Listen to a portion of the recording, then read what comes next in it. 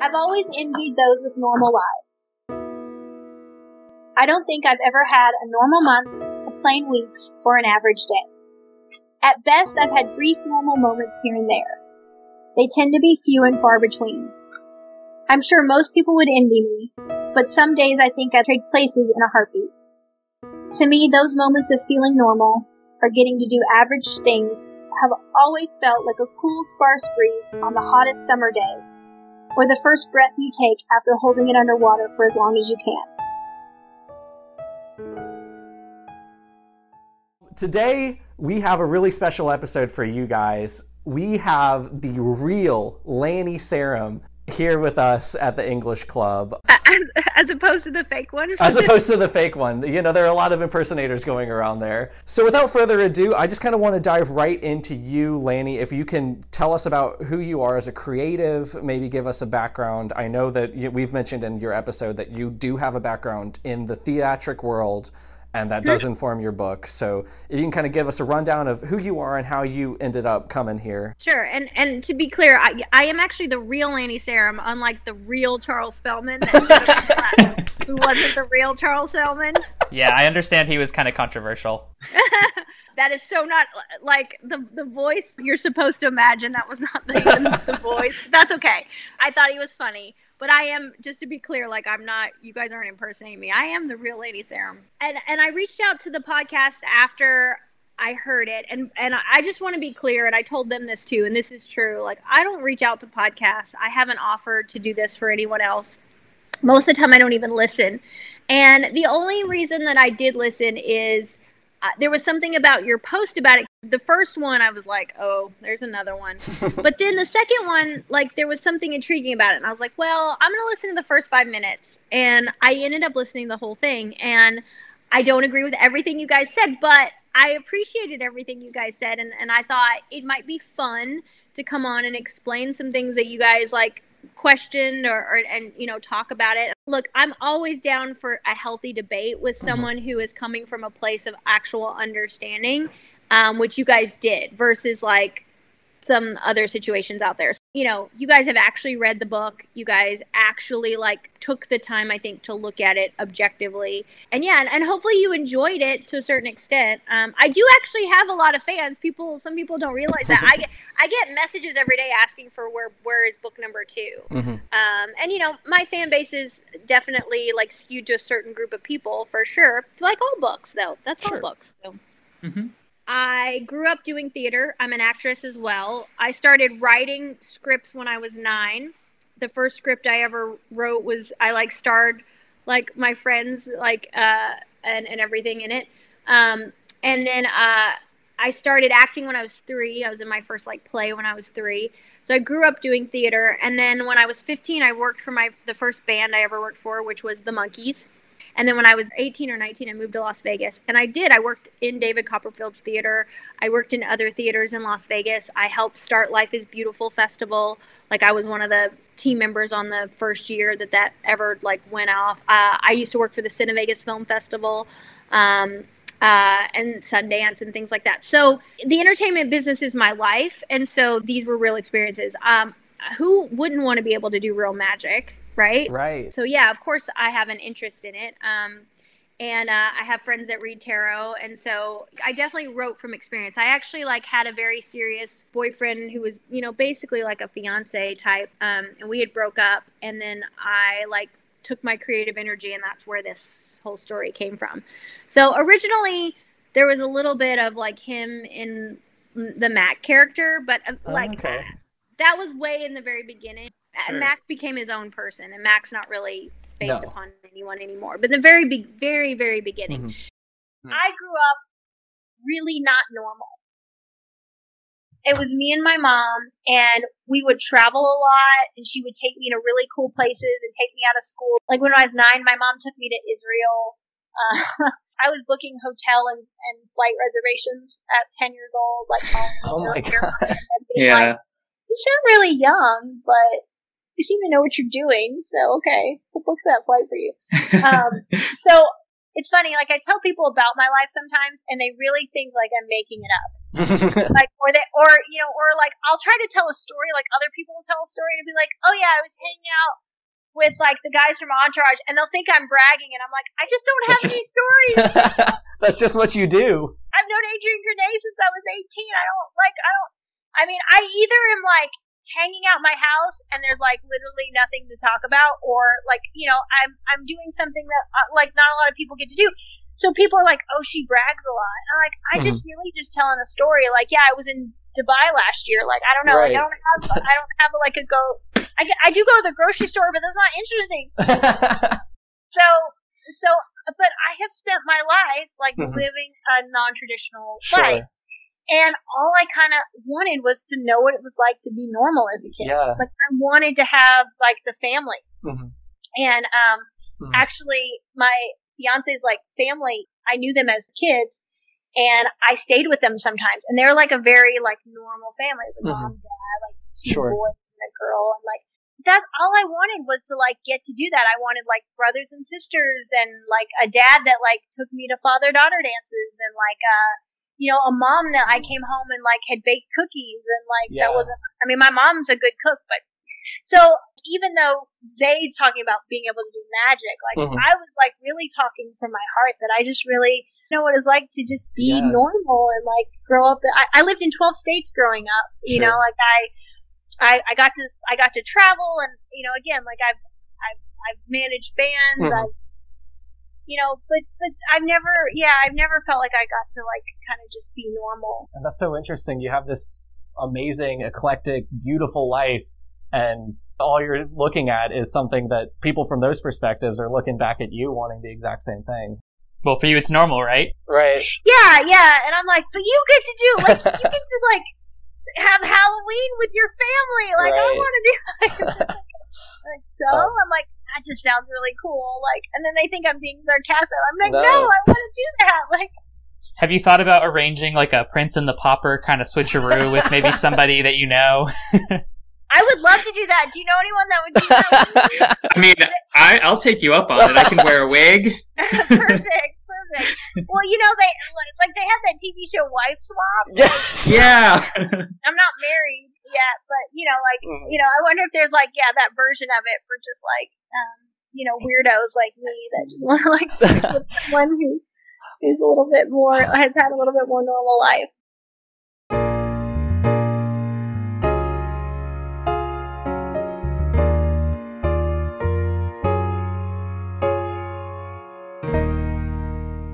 The original idea was an argument between Zayd and Mac. That argument that they have on the stage, that was the very first thing I wrote. No kidding. And at that time, I didn't know who she was. I didn't know who he was. She didn't do magic. I don't know why they were arguing. But they were in this big argument in this big theater, and everybody was watching. And that was the first thing that I wrote. So I don't write from front to back, which sometimes gets confusing because basically I come up with an idea and I start writing it. And I come up with another idea, and then from there I build the characters, and then eventually I have like a puzzle. I have pieces of the puzzle, and then I have to go, okay, well, these people just met here, and they're fighting here, and over here they're a couple, right? But how did they become a couple? And then eventually you have to like write the bridge, right? So I'll write bridges to like those like to where it all makes sense, but. I know a lot of people write linearly. I don't. I don't know how to write that way. I get inspired, and I go from there. So some writers are really gung ho about the quote unquote daily writing habit. I mean, I know you mentioned you've taken a break, but when you were writing, did you write every single day for like a set amount of time? No. There were times where I wrote. I would write the entire day, and then times where like I didn't have time, or when it got to the point where the book had to come out, I remember locking myself in the room. It'd just be like, I've got to finish this. Yeah. But no, I think people that can write every day, that's really great, but I have to be inspired. And some days I'm just not inspired, Sure. Some days I'm really inspired. Lately I've struggled to be inspired. And I need to get out of that in my own head. But yeah, I have to be inspired.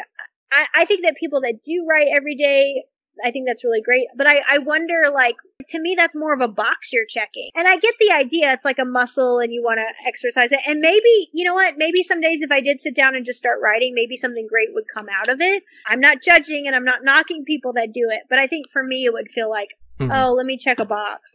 I have a slightly obsessive personality. Like, I can get like super into something. Sure. It's why I keep only like one game on my phone, which is Spades. If I get into something, I'll get really into it, and then I just can't like stop it. So, so I found, like, especially like with like if I get on a kick, like I'll write, and then and I'll have to. Sometimes I'll have to take a break too. So, right now, I've taken too long of a break, I know, but the world kind of like went crazy for a minute. So in times like these, it can be hard to find sources of inspiration, especially if you're stuck at home a lot. And I tend to like get inspired when I'm around other people in conversations and interacting. And, I've been a little bit shuttered in for a little bit. So it's been harder for me to be inspired. So the first version, there was no Jackson. No kidding. There was just Mac. There was no love triangle. And then I started managing a band called 100 Monkeys. It had one of the guys from Twilight in the band, Jackson Rathbone.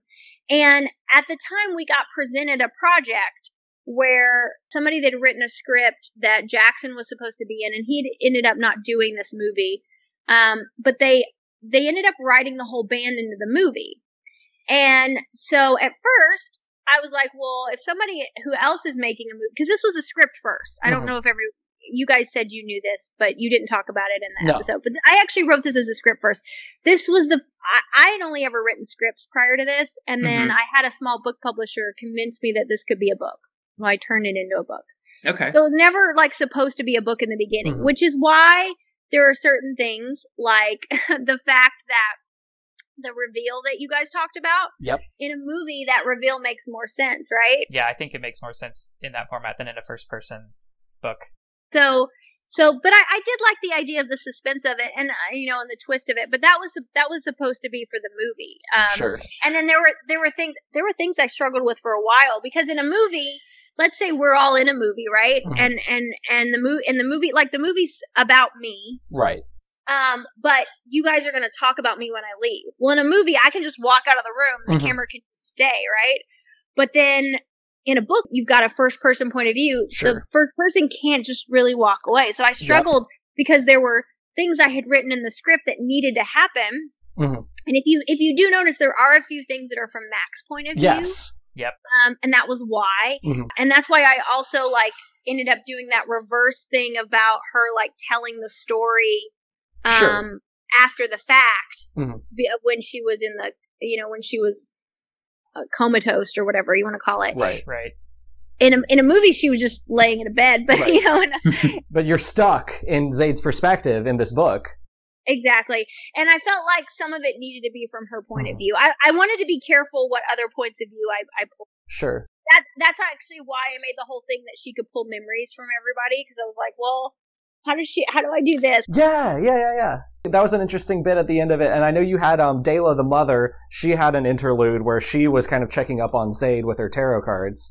Right. The memory access, and I know you had to kind of let Zaid do that. So the real magic, as opposed to the stage magic, is a huge draw for this book. I was kind of wondering, did you think of rules, or were you more worried about the flow of the plot when you came up with the things that Zaid could do?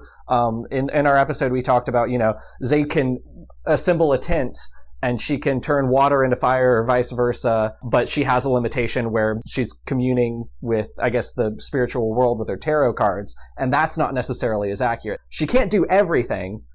Well, so my beliefs have changed, by the way. I think I've thought of new things along the way. I actually started looking into the law of assumption recently, something that Neville Goddard teaches, which kind of puts a whole different spin on tarot cards even in general. But at the time, I was very influenced by people who say, that a lot of when you go get a tarot reading, it's kind of the path you're on at the time, but that can change. That's what most tarot readers will tell you. Sure. They're going to tell you if you stay on this path, this is where you're going to go. So it wasn't that her tarot reading skills weren't great. It was just that things could change based upon what she did and what and how that affected the world around her.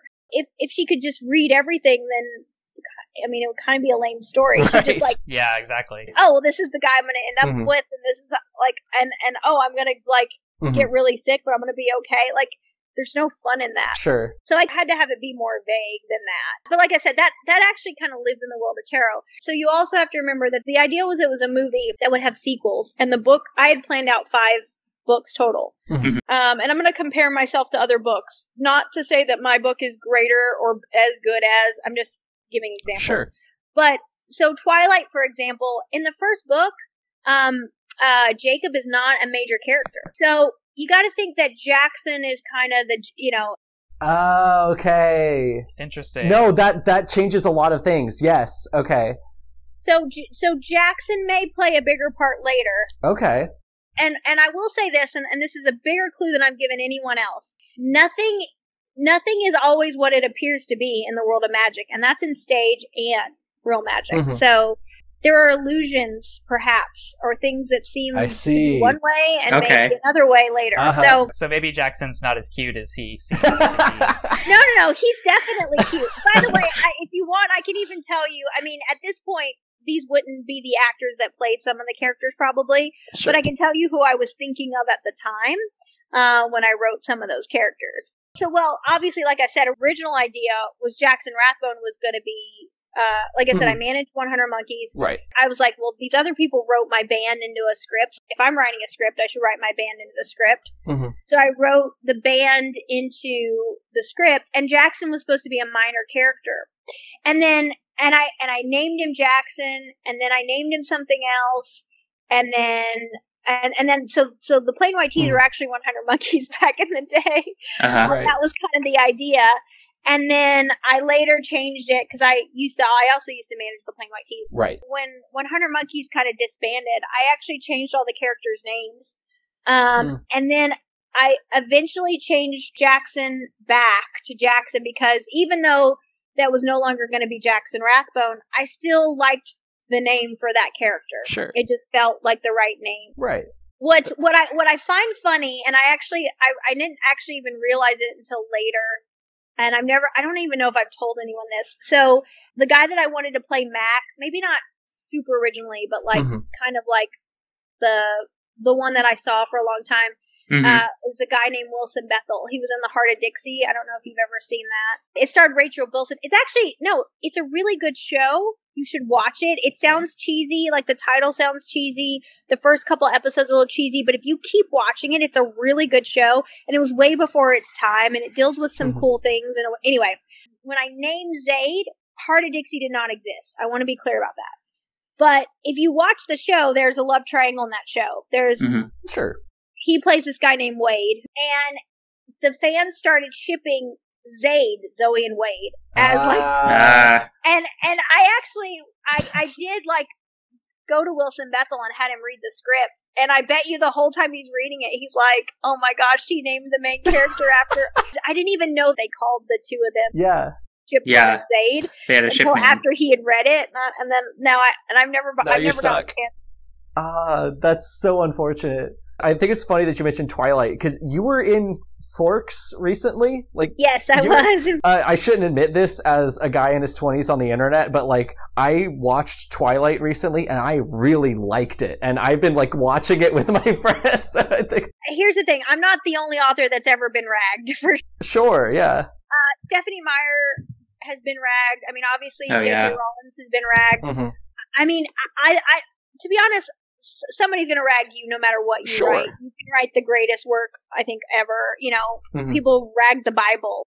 The thing is that I think Twilight is a cool story. Like, I really think, like, what Stephanie did is she took something that we all know, because let's be real, like, everything's been written to a certain extent. So you have to put your own twist on it. And she took a thing that already existed. And I'm probably going to get haters out here for me saying that like Twilight's good, but that's okay. I don't care. I'll say it too. I'll put my name on this too. Twilight's good. Okay, cool. And by the way, I wasn't like super into it, but I ended up like reading all the books and watching the movies after I started managing the band. And I figured out like it was pretty good. Like she took something that we all knew, vampires, and she put her own spin on it. Yeah. She had some really cool stuff in there. And by the way, that was her first book. Right, yeah. Hats off to her. Like, anyone that could take something that we all know and like make it your own, I think you earned some kudos for sure. But I'll say that about you. We've all seen having to hide magic powers from someone in a premise before, but you marry it so organically to your own background. I just mentioned that to kind of say, like, you're definitely coming from it the right perspective. There's no denying that the most vibrant parts of the book are the parts where you're drawing directly from your real life experiences. That's when it really comes alive. Like when you're talking about the theater world, when you're talking about motorcycles, it's clear that like the author's heart is in those parts. And so I think they really pop off the page. Thank you.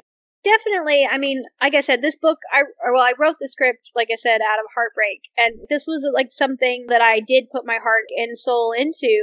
I mean, I think every author will say this. If you go back and write your book again, like there are things I know I could have done better, things the way that I could have made it better. I don't know any author that doesn't actually feel that. I don't know any author that like puts out a book and then is like, no, that was perfect. I'd be worried about that if I heard anyone say that they thought that what they made was perfect. Yeah, they would be stagnating, clearly.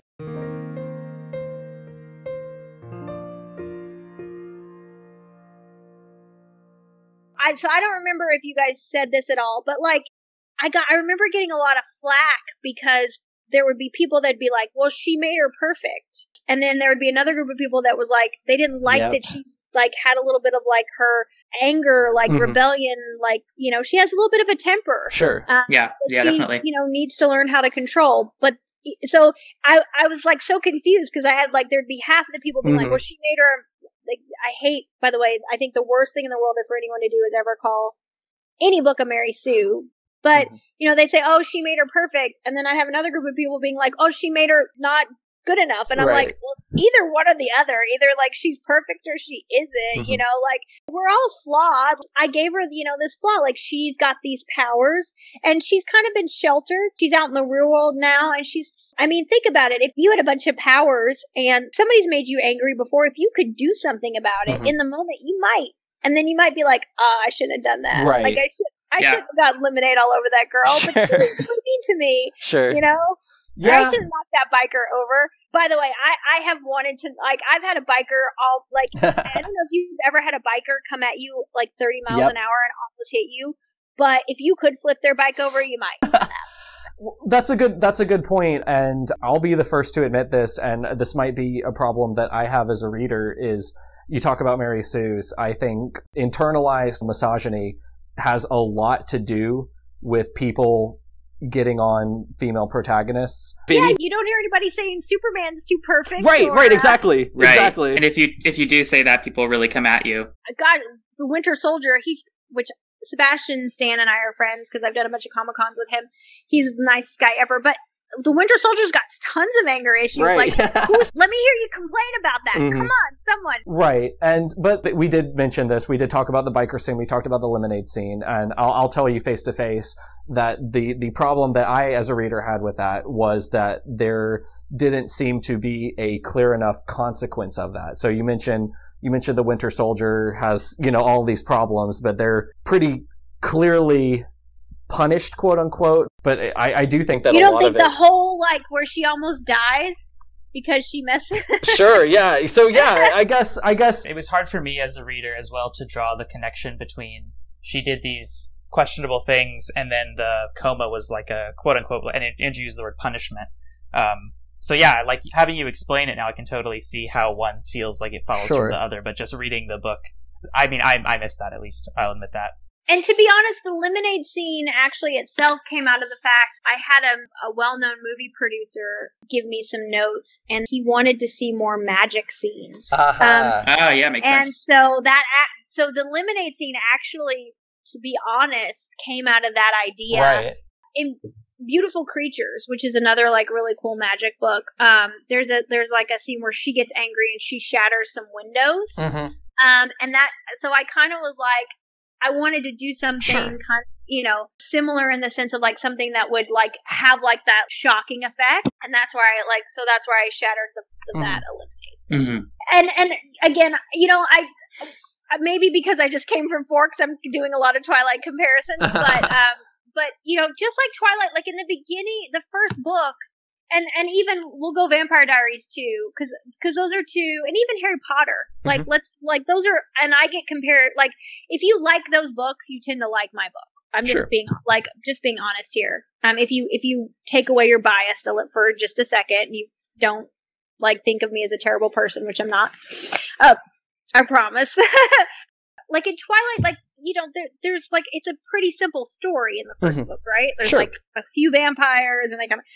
Think to the last book. What's all happening? There's like a baby and like there's like, you know, there's this huge, like, you know, now we've got shapeshifters and all sorts of other things. Same thing with Vampire Diaries. I mean, look at, and it's a TV show too. And the TV show, like the first season's like, there's just some vampires roaming around. Then we get to werewolves and doppelgangers and like there's all sorts. So, you know, but you don't throw everything at people at once. So I made the first book like kind of in the same idea.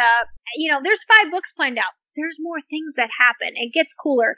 But I definitely got in the, you know, I was told like, hey, we need more action. So that's actually why the Lemonade and I think the bike scene, I think they both ended up getting put in there because I was told there needed to be more magic stuff, you know, in the first book. And I was like, well, there's more magic coming. They're like, well, we need to see more. And that's such an interesting fold to your creative process, is that you are acting under quote unquote studio notes. And when Joshua edits one of my pieces of writing, you know, I get mad at him. I don't even have an excuse. I'm just like, screw you. This is how I wanted it to be. So how did that restraint kind of factor into your process? Did you kind of workshop this? Well, so here's what happened. So I wrote it, like I said, I wrote it as a script first. And then Thomas Ian Nicholas, he started on the American Pie movies at Rookie of the Year. He and I were friends. I showed it to him. He had some really great notes and we tweaked it from that. And then we started, and we actually, like, we were shopping it to get financing to make it into a movie. Sure.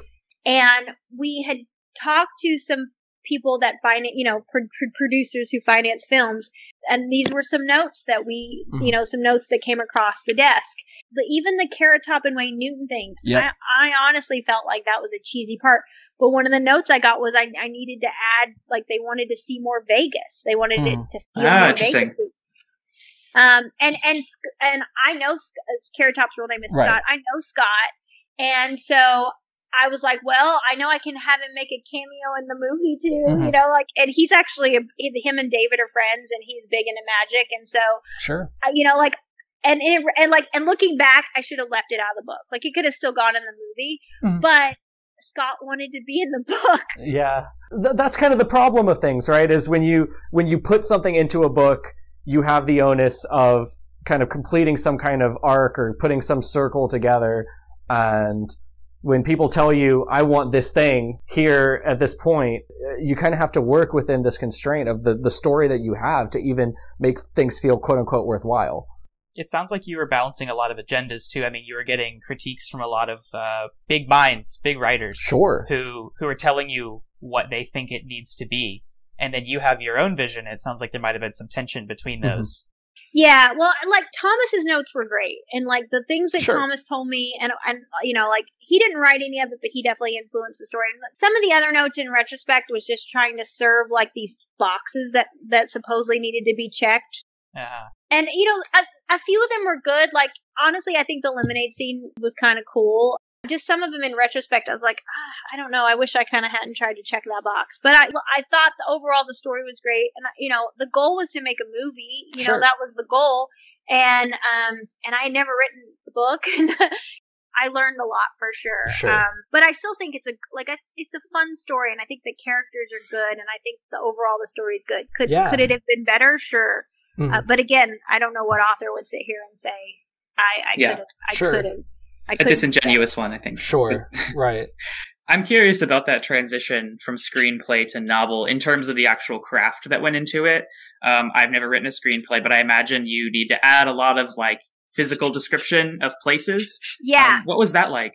So that was an arduous process, and actually it tripped me up too. So the book publisher that convinced me to turn it into a book is not the book publisher that published the book. Interesting. But she actually went to the trouble to take the script and kind of like craft out like something to start with. But what would happen is, and I eventually hired someone to help me with this, a really awesome girl named Sarah Shepik, who has a master's in writing, by the way. And she's really great. But she didn't write into the story, but she, like, we would go back and forth. But what would end up happening is, like, I would go to, like, turn what I'd written, and then I would get another idea. And then I started going back and forth to the point where I, like, would get confused as to what I had and where. And there's a couple places I see that. Some people accuse me of not having editors. I had 4 editors. But what also happened is, well, one, I had 4 editors, so there's 4 people. But also, in the end, it got very rushed because the idea of it coming out at Chicago, which was the biggest Wizard World of the year, and that show only comes around once a year. And so actually when it started to go into publishing, and the main guy that was hired to edit, because there was one main editor, he didn't realize the shortened time frame he was given. And he actually freaked out and was like, I can't do it in this amount of time. And I begged him to, because I said, well, we've got to go to print by this certain date. We'd already pre-sold a bunch of books, because we actually pre-sold the book for over a year at Comic-Cons. Like, and that's where that whole thing, so maybe this is a good time to segue into this. Yeah. Like I said, written in a script, convinced it to turn it into a book. We started doing Comic-Cons to promote it. And Tom's a famous actor, American Pie, Rookie of the Year, Walt before Mickey. We did a bunch of things with John Heder, because they played Walt and Roy Disney and stuff like that. He had Kid in King Arthur's Court, stuff like that. Yeah. So we would go and do a Comic-Con. So people would come up to the table to get Tom's autograph. And then we'd say, hey, do you want to pre-buy this book that Tom's turning into a movie? And a lot of people would say yes. So, because at Comic-Cons, people buy things that are collector's items, and they want to be the first for things. Yep. And we would give them a description, but some people, I'm being honest here, some people were just buying it because it sounded like it might be worth something one day, or buying it because they were a fan of Tom's. I'm sure some people bought it who probably don't normally even read books. I'm just, so, but we did that for over a year. And so what I didn't do is I wasn't going out to the young adult community because it wasn't technically a young adult book. And do you guys know why it wasn't technically a young adult book? Because Zade's in her 20s. And technically young adult books are 13 to 18. Now, any movie person would call it a young adult book or a young adult, but yes, Zade is technically in her 20s. So I didn't even know I was like, here's what I felt like it felt like a young adult book. But I got told for sure. that it was a new adult book. And new adult, to be honest, sounds X-rated. I was like, I've never even heard of that. So we never use that term because it sounds bad. Right. That term has since died out. No one uses it anymore because it was a bad term to begin with. What do they use now? There's just adult and young adult. Okay. Yeah. Well, at the time they were trying to use new adult, and I was like, I don't know what that means. Like, nobody knew what it meant. They would tell me it's a new adult book, and I was like, that sounds like it's porn or something. So I didn't send out ARCs to anybody.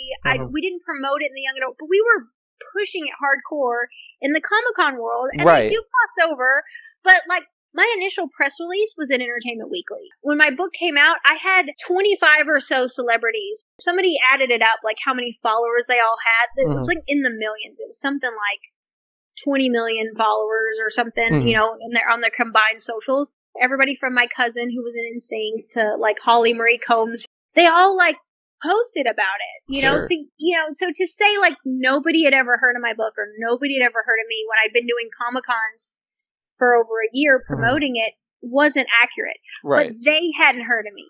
And I didn't go like kiss the ring. Like, we just didn't do that stuff. And again, I didn't even know it was going to come out as a young adult book. Right. The New York Times did that. They don't ask you, they don't say, hey, where do you think we should put your book on the list? They just put it somewhere. And here's something else that a lot of people don't know. Did you know that the New York Times bestseller list is cultivated? It's not technically like done by sales. It's the sales influence their list. So riddle me this, Batman. If it's a cultivated list, how does one get on and off the list in 23 hours? If you cultivated the list, then you're saying that you picked these books. Sure. Lots of people actually get left off the list. William Blatty, he wrote The Exorcist. He also wrote a book called Legion, which became The Exorcist 3. He actually sued the New York Times. You can look this up. Because when Legion came out, they didn't, and I can send you some stuff to reference it, like, they'll leave people off all the time. And if you, like, let's say you put out a horror book the same week as Stephen King, and you outsell Stephen King by just a little bit, you know who's going to get that #1 spot? not you. Stephen King. Interesting.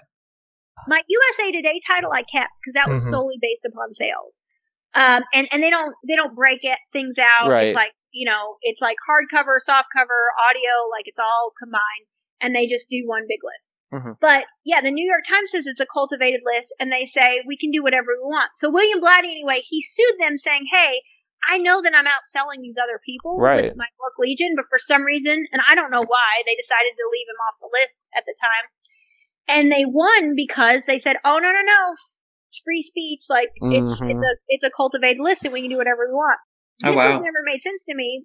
And I actually sent letters to the editors of the New York Times saying like, hey, like, it's a cultivated list. How did I get cultivated on? And then someone complained you cultivated me off the list. And, they claimed sales inconsistencies, but that wasn't really, they actually didn't respond to anybody but one reporter. Supposedly they said sales inconsistencies, but I didn't really have sales inconsistencies. What they thought I did, which I did not do, what they thought I did was they thought, because what you can do is like you can have orders go in for books and then cancel them. So what they thought is that we ordered a bunch of books and then sent them back. And that's not true. You can go back to the bookstores. We actually had pre-sales. We had people buying them at Comic-Cons. And the other thing is the New York Times actually has a system. If they put a book on the list and they think that you're doing that, and there's a lot of people that supposedly have done that. Sure. If they think you've done that, they're supposed to put a dagger next to your name. So, and I tried to say, hey, like, why didn't you just, like, put a dagger next. So you've been hustling through all these Comic-Cons multiple times, getting these pre-sales, and that's what fed into that initial, like bump, right? I'll watch these videos, and they'll say, a Neil Gaiman can only sell X amount at one Comic-Con. How could Lani Sarem do it? But you didn't do it at one Comic-Con. No, I didn't do it at one Comic-Con. You're kidding me. I mean, you can say anything you want on the internet. So using Neil, we did one book signing with, I was at a Comic-Con with Diana Gildebon, who did Outlander. Here's two things. If George R. R. Martin goes to a Comic-Con and signs books, he's probably going to go for like an hour or two, right? Sure. Like a couple hours, maybe 4 hours on one day. George R. R. Martin did not, Tom and I would be there like from open to close, every day of the con. Constantly, and I would host panels. We would do, I hosted a Disney trivia panel, which Tom, because he played Walt and John Heder played Roy and Walt before Mickey, and we would host a panel. We'd talk about the book. Like, Tom and I would go into the cities early for Wizard World, and he would do all the press for them. So we would go to radio. We'd get up at 5 o'clock in the morning. We'd do radio shows. I did press as well. We do Good Morning, like their local Good Morning shows, and promote the Wizard World and also get to talk about the book. I mean, we did that. I mean, Wizard World did at the time they were doing like 24, 25 cities. And we also did a few Comic-Cons that weren't Wizard Worlds. I did some creation ones, which are like Vampire Diary ones. I was gone all the time. We were constantly going, and like I said, we weren't just at the Comic-Con for a few hours. We were there all the time. We were doing all the press for the Comic-Con. So it was getting promoted in each of the cities. And these are things I'll send you links. Heck, and that's why actually, if you go on my Facebook page, you'll actually see me with pictures of people, thousands of people with the book. Literally, go look. I started doing that because they were like, I didn't start doing that until after the book came out, but I started doing that because they were like, nobody's buying the book. Get proof. I'm like, here you go. Here's proof. Here's me. Like, you'll literally find me in pictures at a Ren fairs. I've done some Ren fairs. I actually do really well at Ren fairs. Sure. Again, I bet there's a lot of overlap there. So, but again, like 796 articles got written about me in 9 days. And like I said, I think 3 or 4 people actually came to talk to me directly.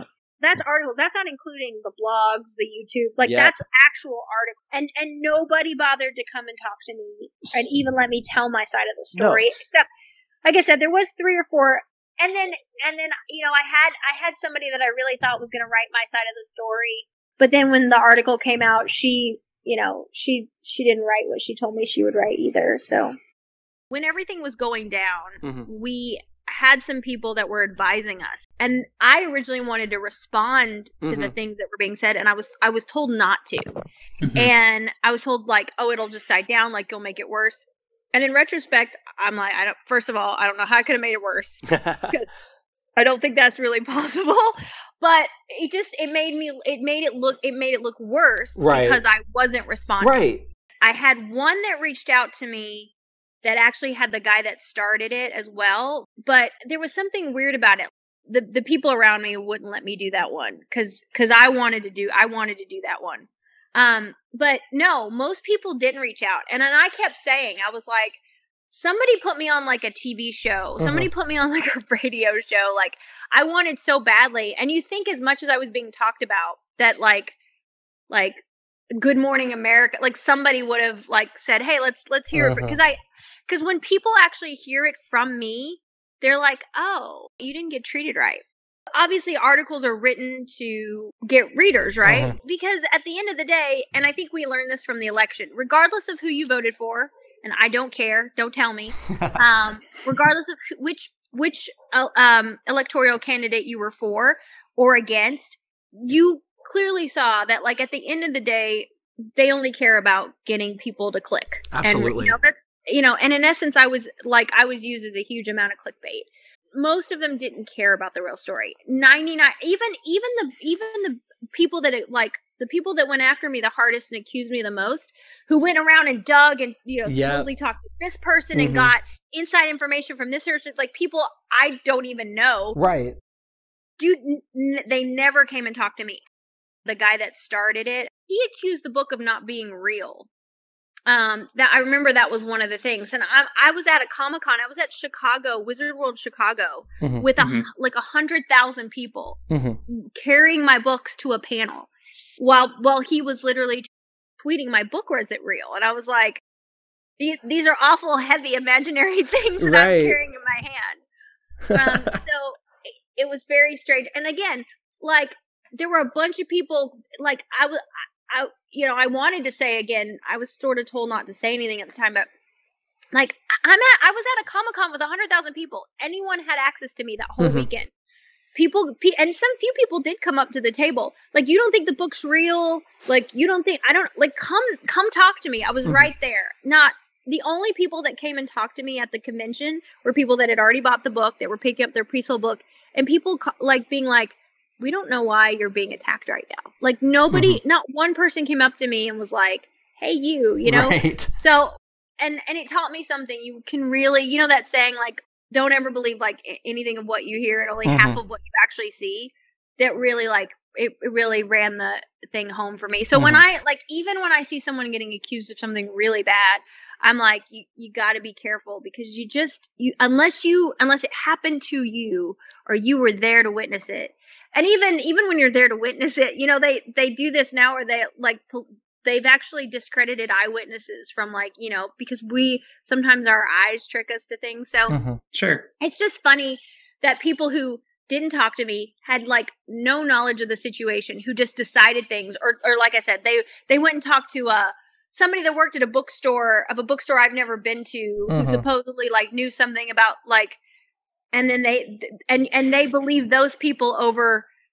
Like I said, I mean, there were people that had actually bought my book that like started tweeting, like, when they said the book wasn't real, they would tweet like a picture of like where I'd mailed the book and where I'd signed it, and they were like, hey, and those didn't get retweeted. But these like tweets that my book wasn't real would get like Well, that's more exciting if it's not real.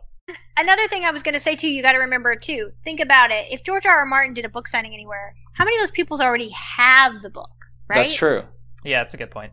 Again, like, but so, because like, when we did the Comic-Con with Diana Gildebond, like a lot of people some people bought the book there. A lot of people already had their books. Sure. And they were bringing the books with them. So, and some people had it and they got another one because they wanted one that wasn't touched or whatever. Sure. But some people brought their copies.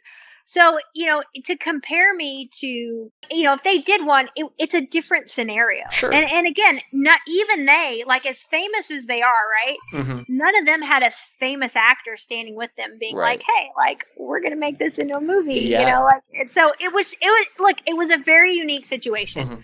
And for me to take credit that everyone bought the book because they really wanted the book, I'm not saying that, but at the same time, like it doesn't matter why someone bought the book, right? Right, Like, for sure. If they bought the book. What's even funnier is there was an article, and I got asked to speak on it. There was an article that came out when Donald Trump Jr., again, don't care who you voted for. This is not about politics. I'm just going to talk about the book part. But Donald Trump Jr. put out a book, and the Republican Party bought a bunch of them and gave them away. Yeah, I saw a video on that. The guy that started it, he actually said, well, a sale's a sale. And I was like, the same guy that went and toasted Handbook for Cocktails when he got me kicked off the list is now saying that. But that's the thing, like, if a sale is a sale, like, okay, I'm gonna give you, and here's another example. Let's say that you read my book and you just loved it. You just thought, not saying that you did, just saying, let's pretend that you did. You thought it was the greatest thing on the face of the planet, okay? And you were gonna, for Christmas, you're gonna give it to every person that you've ever known. Right. You buy 100 copies because you just think it's the greatest thing, and everyone that you love has to have this book, right? Okay. So those sales count? I would think so. I mean, why not? Right? Yeah. I would think so. So the thing is then a sale is a sale, right? Like you can't, so if someone, like in the example, if the Republican Party did go buy all of Donald Trump Jr.'s books and gave them away, they still bought the books. Like it's on a much more massive scale.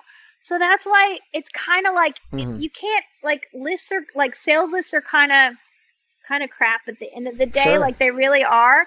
And Jerry Seinfeld does a thing, like, award shows are kind of like they are, like, at the end of the day, like, it's kind of like, read what you like, you know, like, obviously if a bunch of people bought a book, that means a bunch of people like it. Doesn't mean that you'll like it. Doesn't mean that I'll like it, or vice versa. But you know, like, we have these standards, and they really, honestly, actually don't mean anything. There are shows, there are TV shows that people rave about that I don't like, and vice versa. Sure. You know, like, so the fact that some other people liked it, but, you know, you get into, when you start to get into this, like deciding the scale, like, you know, what sales count, what sales don't. And here's the thing. Did you know bookstore, here's another, I'm going to blow your mind again. Bookstores. Okay. So there are bookstores that report to the New York Times. There are bookstores that don't report to the New York Times. There are booksellers that report to BookScan and not to the New York Times, and vice versa. And then the New York Times weights bookstores differently. Amazon sales do not weight the same way with the New York Times as a brick and mortar store. And, like, all the, you know, if you don't put the book sales through a bookstore, like when I go and I sign at a Ren Fair, if I don't put those sales through a bookstore, those sales don't get counted. The ones at the Comic-Cons don't get counted unless they get put through a bookstore. But why can't they count? Music industry has a way to do this. They, you know, and it's all faulty, by the way, because at the end of the day, it's like somebody has to verify. But, you know, you do it on an app or something. But yeah, like, so there are bookstores out there that don't bother to report to anyone. So let's just say you were from, you know, North Carolina, and you're really popular in North Carolina. And there are tons of bookstores in North Carolina that don't report. None of those sales get counted because they don't bother to count to BookScan. They don't bother to call the New York Times because the bookstore has to do it. So there's all these book sales out there that never get counted. And then for some reason, if you buy it on Amazon, it doesn't count the same as if you go into a bookstore and buy it. Why? It's a book, a sale is a book sale. But the New York Times doesn't count it the same. So at the end of the day, like, I hate to pull the illusion off, but just, you know, it's sad, but just like a magic trick. Like, if you actually knew how most magic shows are done, you'd be like, I'm gonna get really technical, and I don't explain this often, but Ingram is a distributor for, like, Barnes and Noble and Amazon, and my distributor was Itasca.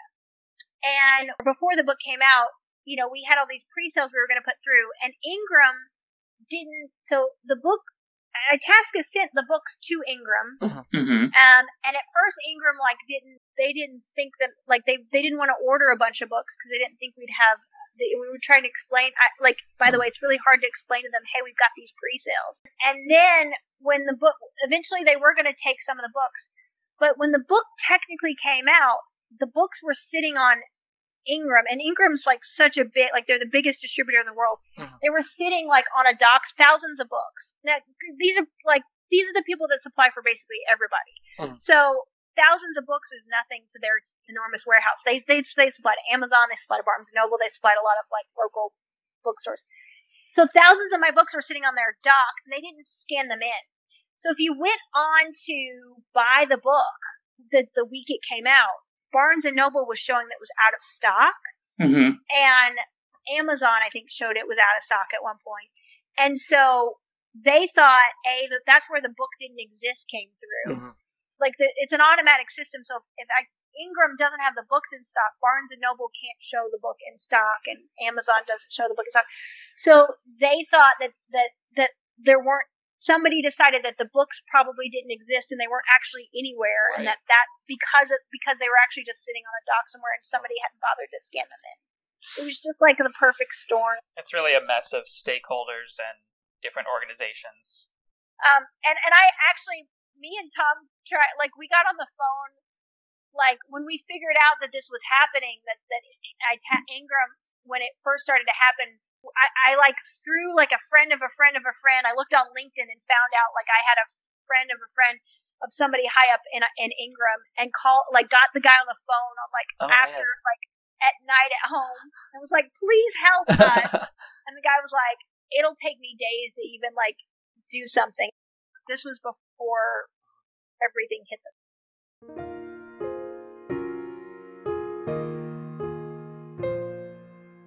Oh, before I forget, you guys brought up the cover. So the cover was drawn by a well-known comic book artist named Ryan Kincaid. He's awesome. And we showed Ryan that picture. And in the comic book world, this is very common. You see it all the time. They do homages to different, comic book characters.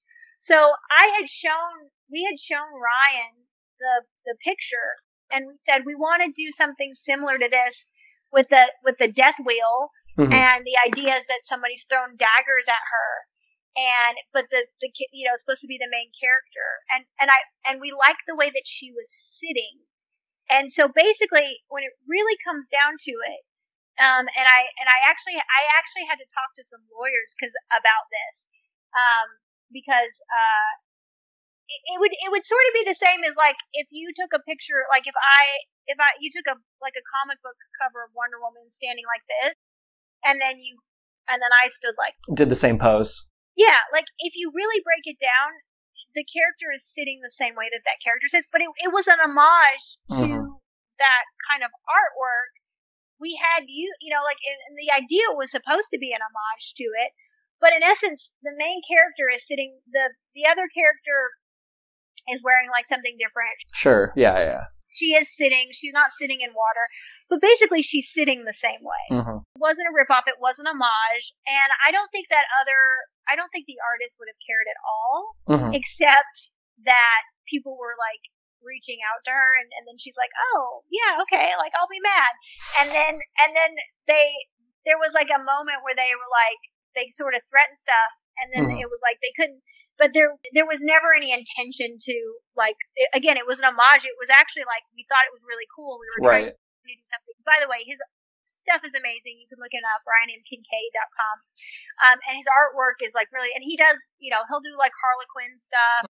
It's funny, when he first did Zayd, he made her, she was more scantily clad.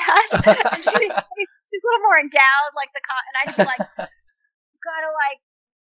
we gotta add a little bit of fabric and a little bit, but add the jean shorts. Yeah, he did such a great job, and nobody asked him like, hey, did you how did this go down? Like, again, nobody bothered to ask him. So, and then I remember, so I actually got I quoted some lyrics in the book. There's two. Yes, the Dixie Chicks.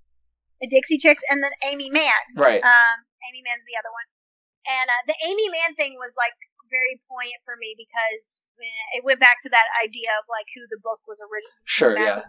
So, and I remember, like, I mean, I'm in the music world, so I know you have to get permission. Right, and I remember somebody reached out to the Dixie Chicks, because the Dixie Chicks didn't write that song. It's just their song. The lady that actually wrote it, she was really awesome. And she was like, yeah, that's great. And someone like reached out, I think they tweeted out, and they're like, "Do you know?" And she's like, "Yeah, how's the book?" Yeah, it's right here on your legal page, Susan Gibson. So you have permission. This is documented. So yeah. So they were like, do you know? And she's like, "Yeah, have you read it? Is it great?" And then the person never even tweeted her back. And so that was just like showing people were just looking for things. Let's say I did everything that you said I did. Like, I did everything. Technically, it's not illegal to, like, I didn't break any laws. I just did something that people found, like, you know, like I was trying to game a system, you know? But I like I said, I've been treated like I murdered someone. But then I didn't actually do what they said. And I did actually see people.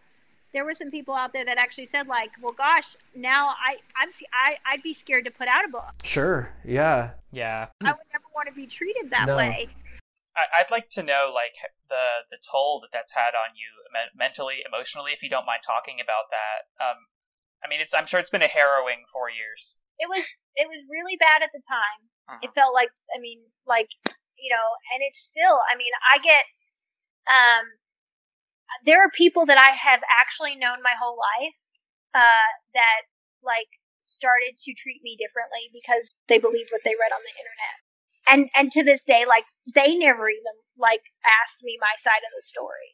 So that's what I thought was so weird. I've had people, like, look me up, and then, like, I bought barn doors for my house. I had them made, and the lady did not do a good job making these barn doors. She did a terrible job. I had a contractor who I was paying to hang them who's like, these are not usable. I reached out to her. She had looked me up, and she said I was trying to scam her because she, like, knew who I was. And she, like, stopped responding, and I was like, this is not about my book. Kind of taking it a little bit more from a creative point of view, small anecdote. I had two friends read a book that I was writing, and I overheard them talk about it. They were just like, "Oh, what do you think is going to happen? Blah, blah, blah." And that gave me such an existential crisis that I could not write for months. And compared to me and Joshua, Lani, you are very perceived as a writer and as a creative. And, you know, let's take all the controversy out of the way. You're a human being who wrote a book, and people have read this book. How do you process that? Are you working on a sequel? Can you find the strength to put your fingers on the keyboard? Yeah, well, so it's actually supposed to be 5 books. I've written the overarching storyline, and a lot of it's written. I did struggle for a little while, and we were very focused on getting the film made. And then the pandemic hit, and then I was, like a lot of people, I couldn't function. And then this year is kind of, on a personal level, been just kind of really tumultuous for me, in some, like, personal things in my life. So it definitely affected me in the beginning. I've gotten to the point where I'm like, you know what, I'm going to write the other books for the people that that care. I don't care about the people. Like, if you don't care, then it's not for you. Sure.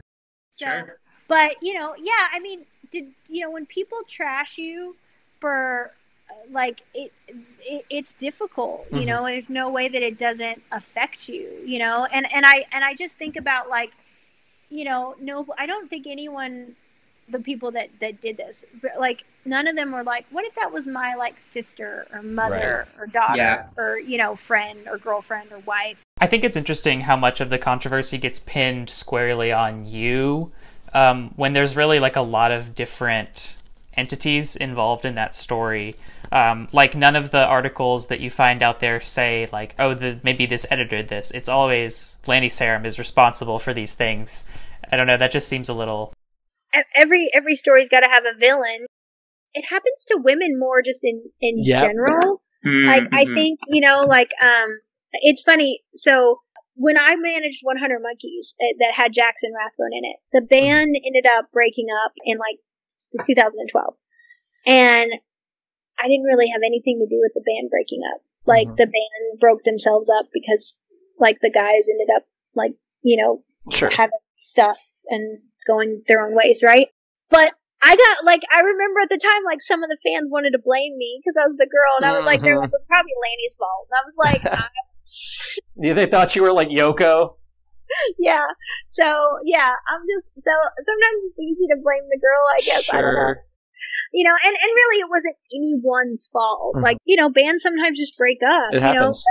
But you know, the fans didn't want to think of the guys as like not wanting to be in a band together. So it was just easy to be like, oh, must Inconceivable. be Sure. you know, you get accused of something, you get to go on trial, you get to tell your side of the story before the jury decides what they're going to do with you.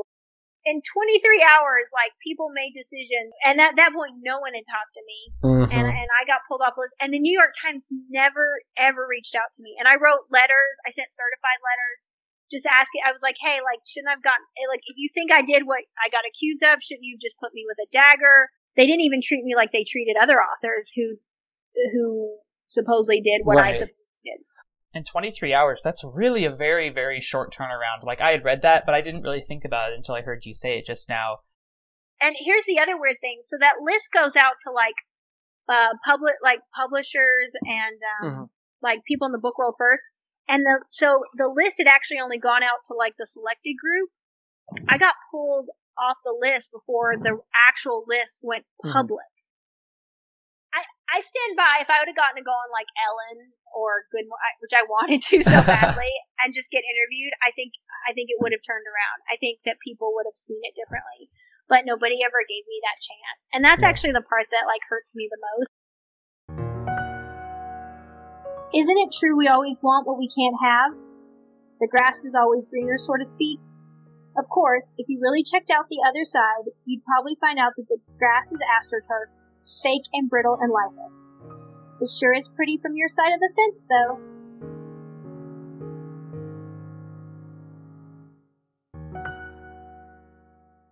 Continued in part 2.